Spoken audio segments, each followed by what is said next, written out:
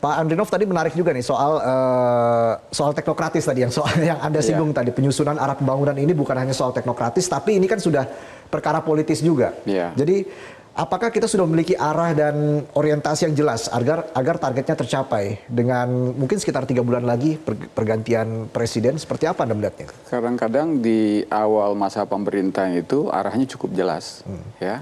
Tapi setelah itu pelan-pelan berubah. Kenapa bisa begitu? Ya, karena yang lebih dominan kepentingan sektoral jangka pendek, kelembagaan, organisasi, instansi gitu. Nah itu yang tadinya dipikirkan untuk jangka panjang atau jangka menengah itu jadi terlupakan. Nah jadi kalau begitu apa caranya? Ya berpeganglah kepada apa yang sudah dirancang oleh para pemikir di pemerintahan, yang juga dapat masukan dari para pemikir dari luar pemerintahan, yang sudah betul-betul terkonsep ya dengan hitungan-hitungan yang terukur ya. Nah dengan begitu ya kita akan bisa mencapai kemajuan yang real ya, yang betul-betul jelas gitu. Nah kita kalau sekarang ini kan sebetulnya pertumbuhan ekonomi Indonesia itu secara real menurut saya nggak tinggi, rendah. Karena sebagian sumber pertumbuhan itu dari jual harta, ya. Berapa ribu triliun harta yang kita jual, sama aja dengan kita punya rekening di satu tabungan gitu ya.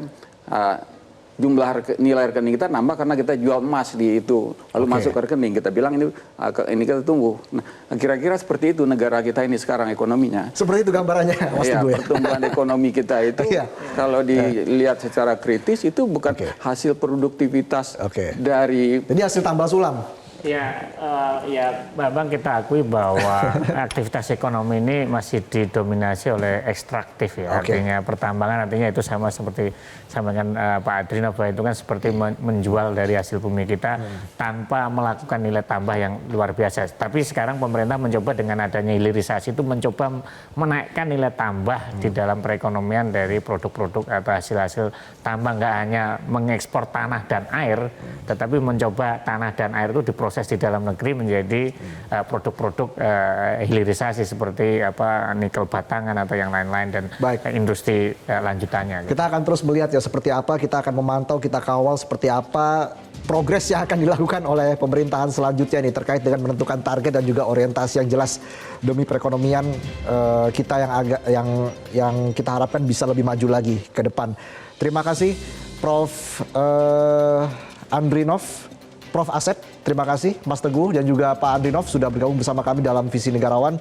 Salam sehat dan selamat malam. Jelajahi cara baru mendapatkan informasi. Download Metro TV Extend sekarang.